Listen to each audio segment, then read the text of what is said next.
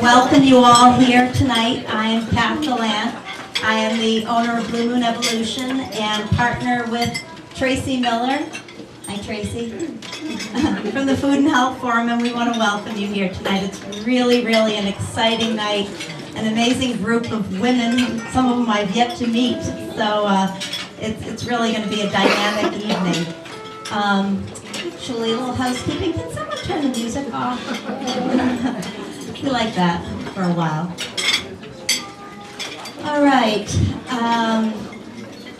I guess I'm going to begin how I like to begin, because we've all been running and moving and juggling to get here and driving and finding a place to park. So I'm going to begin with, if we can just pause for a moment. We have our meal in front of us, but I really love to do 3 big breaths of that communal sigh, just kind of breathing in the community and the great environment and letting go of anything that you need to let go of in your breath, and the travel and the busyness, and then just another big breath in. Just come on, I can hear it. Wait. And then, we'll be here now. And then finally, just one big breath to be in the moment. And let everything go. And we are here. Awesome. Excellent. And really, just because I hate to say it, raised a good Catholic girl, and the nuns keep coming back again and again, but I don't know. But I'm going to pause. And you know, when we started our dinner lecture series, we were very complicated in the food world. We had 4 courses, and it was really, our conversations have not been about the food. They've been about coming together and community. But we've really adopted a 3 bowls method of eating, where we're beginning with the salad. After I give my introduction, we're going to pause, and people are going to go up and help themselves to a bowl of soup. We have beautiful Vermont chicken. We're doing the winter harvest, so we have a root vegetable soup and a New Hampshire mushroom and wild rice soup that you can choose from. And then we'll settle in. But prior to that, the inspiration of the 3 bowls came from a Zen monastery, and I'm just going to use one of their pauses, their reflections, and it's called the 5 reflections. So first, let us reflect on our own work and the effort of those who brought us this food, and the people who planted the seed to the harvest, to the bread makers and the soup makers that are behind the curtains. We want to thank them. Secondly, let's be aware of the quality of our deeds as we receive this meal. Gratitude. Third, what is most essential is the practice of mindfulness. It helps us let go of what we need to let go and receive the positive to fuel our lives. And fourth, we appreciate the food which sustains the good health of our body and our mind. And fifth, in order to continue our practice for all beings, we accept the food with gracious thanks. So, our meal is blessed. We can eat as much as we want. All right, so let me see if I'm on track here. So tonight, for amazing women, I really am just so honored to have these women who've been walking the walk. I call it, one foot in front of the other, climbing the mountain. I'm going to begin with Marianne Esposito, 25 years deep in the food culture, our Ciao Italia, our really, our Italian Nona, right? Is that what we be? Thank you, Marianne, for being here.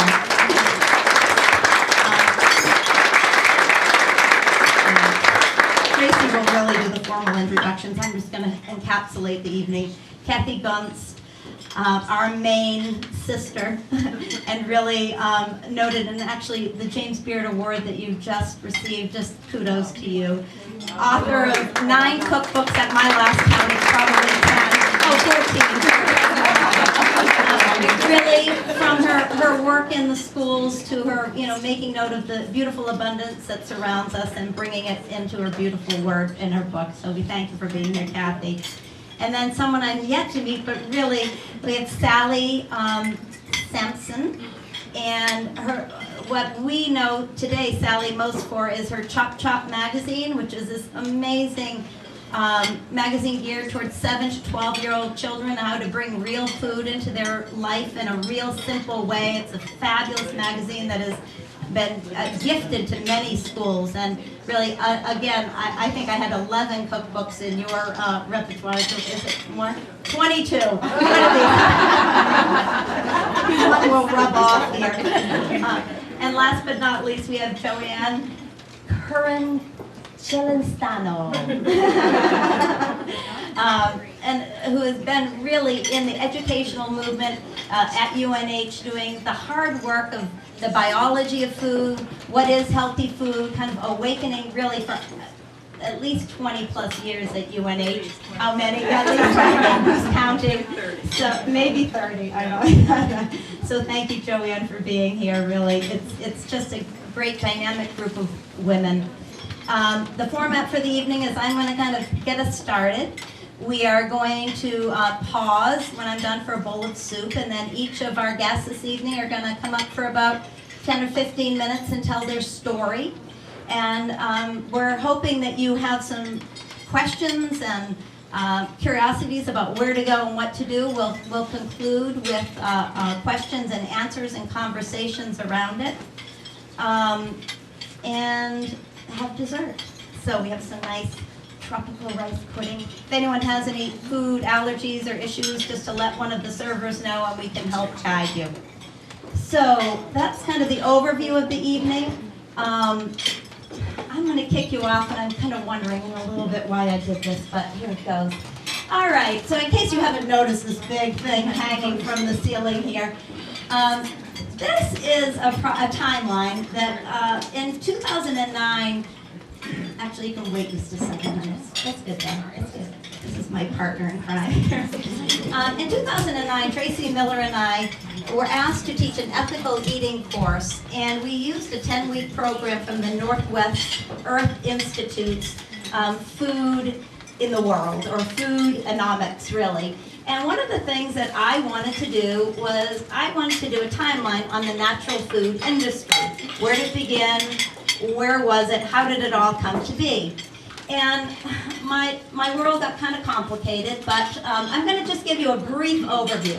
And really, we started in the early 1900s, and at that time there were two major flour mills, General Mills in Pillsbury. They were both based out of Minneapolis, and big river grain mills that really revolutionized our food industry. At the same time, we had Smuckers peddling their little brown cider jam by horse cart. And from Europe, we had the Nestle company, mostly milk, but found their way into the United States. Well, in 1908, was the first natural foods, and it's still on the market today, and it's called Uncle Sam's cereal. And it's this whole grain, guaranteed to work with when anyone needs fiber. So this is all around 1900 and 1910. And what happened was, during these early 1920s, not much was going on. They were grinding the flour and processing it. But it wasn't until the 30s and 40s that food products started to enter these big processors of food world. Really, around 1930 or so, we started to see some hot roll mix and some crust mix, but they only had 7 products prior to the 1950s in the General Mills line. And Smuckers, started taking over all the jam world, but then they discovered peanut butter and jelly, and they figured out the hydrogenization process, Larry. And they started hydrogenating fats. They created Crisco and all these wonderful things that they could do when they mixed fat and hydrogen. Well, what went on into the 60s, you can see that every company went crazy. They started developing so many products. They had teams of chemists creating things that tasted delicious and used these subsidized grains that we had on the market, wheat, corn, soy. And then they also started, and really what I have up on my timeline is a fraction of what they've done, but then they started creating companies to sell their food that they produce, like Burger King and Olive Garden, and then they even started making things like Care Bears and things that were like propaganda-driven, like toys and such. So it goes on and on until 1962, when Rachel Carson wrote Silent Spring, there was an explosion in the food world. And that's my little rainbow up above 1970. And coast to coast, natural foods became the top. Erewhon opened in Boston. California had its own company. So coast to coast, people started becoming aware of whole foods. And you can see at that time in the 50s, the farming industry was get big or get out. And really, the farms got bigger and bigger. The manufacturers got bigger and bigger. And my little natural foods timeline, it started growing products and all of this. But what I discovered when I was doing this, and this was in the late 90s, was that all of my natural food products, Muir Glen, Cascadian Farm, After the Fall, Knudsen, were all getting bought out by General Mills, Pillsbury. Smucker's was buying all the fruit. Nestle was buying all the water. And the big companies who were getting bigger were capitalizing on this market by creating products without their own label. And I had been running a natural foods market for close to 15 years, and I had no idea that Muir Glen's ownership had changed. I mean, I really was living kind of in a bubble. I knew that Colgate had bought Tom's, but there were a lot of things that they kept very hidden and very behind the veil.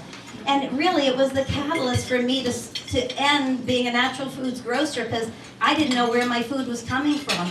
And if I didn't know, then my customer surely didn't.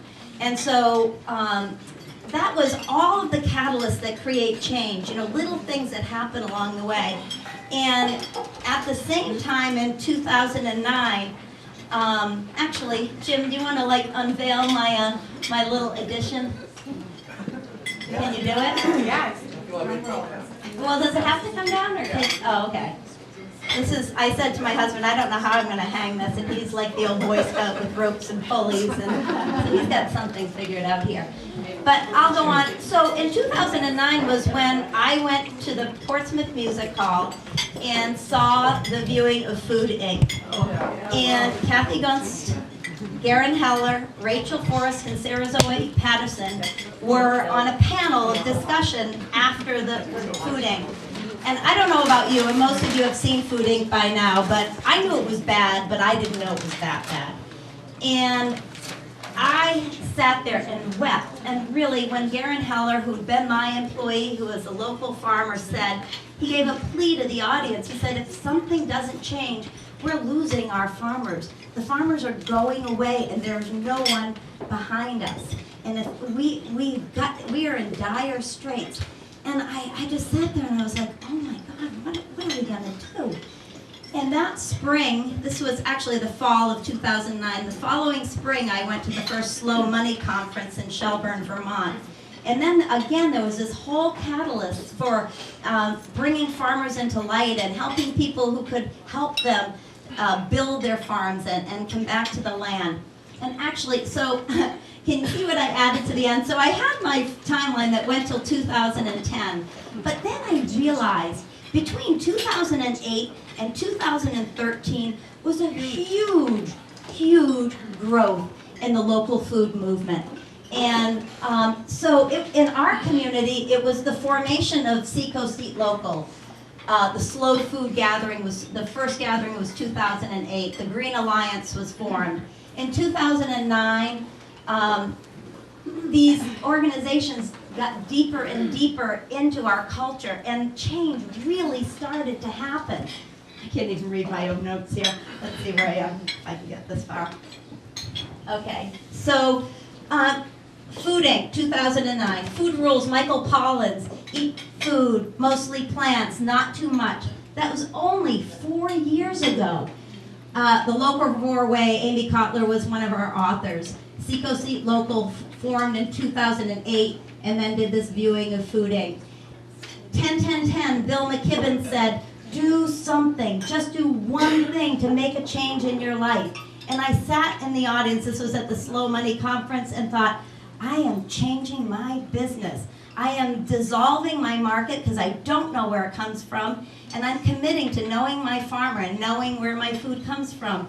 And really, within 6 months, I took a huge leap of faith. And honestly, when I say today, people are like, well, you know, it was a good thing, right? And I know it was, but at that time, the local food movement had not even really begun. I had to really work with my farmers to get enough supplies. And today, 3 years later, you know, you can see the growth in the market. We had Joel Salatin come to our community and talk about how to manage our food growth. And then in 2012, we had barn dinners. We had farmers market year-round. We have produce lasting us year-round. And really, the GMO question is still hanging out there. But now we use words commonplace like permaculture and eco-movement, and people talk about saving seeds. And all of these things are critical to this change, but the crazy reality is it's been 5 years. And I was thinking about Marianne in the food movement. I mean, 20, 25 years, we've been doing food. We've been not compromising and staying true to our values and really holding fast through a really incredible consumer-driven change in our food economy, to go from this profit-driven corporate world to a very local fare. And I guess, you know, when we were getting ready for today, and we're going to hear these women who have been in the trenches and doing it and doing their food work, and they need each one of us. So they need each one of us to support them and to support the change and to do the little things that create change. So my ask, as Bill McKibben asked me, so Earth Day is right around the corner. It's a month away, and my ask to my community is to pick one thing and make a change.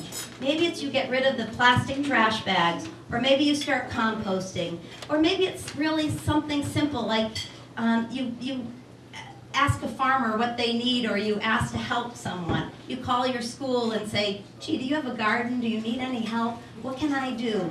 Because if we each do something little, it's what creates the strength of the movement, and it's what each of us need so that we can move forward and have a secure food economy where we know our farmer and we know where our food comes from.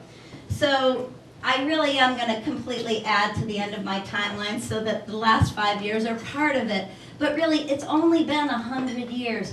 And when you think of the hunt from 1900 to 2000, or, you know, it's been a very short period of time that we have had this profit-driven industrialized food economy, and a very short time that we have supported incredible change.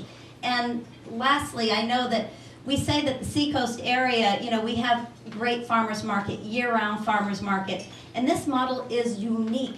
It's not going on everywhere. I go to these big cities and I say, where's the farmers market? And there are these sad little gatherings of, you know, a few farmers, and really we have a great thing going here, and we are part of becoming a model for the rest of the country to follow. So I guess all in all, and actually the last thing that's in my mind is Rachel Carson, who really has been an inspiration to me, passed away in 1964. That was 50 years ago. And I think what has happened in 50 years and how we worked and didn't give up, but really how I feel like the last 5 years feel like the frosting on the cake of the work of our food movement. So when we hear these stories, I'd like you to each just think, you know, what can I do? And maybe you'll hear something that someone's sharing, and it can be, you know, cooking from scratch, or finding a new recipe, or keeping it simple. But hear the stories, take away what you need, and just recognize that this movement is old but young, I guess, and really needs support on every front. So, completely didn't read anything I wrote. So, let me see if I missed anything. 2009. So now please. So I guess my final words were, as we love to say, embrace the change and be the change. And with each one of us being a part of it, we can truly create a better world for those ahead of us, which is really a large part of what tonight is about, the future generations and our children. So let's find the way to bring them a better quality food here and from every town from here. So I thank you. That is it for me.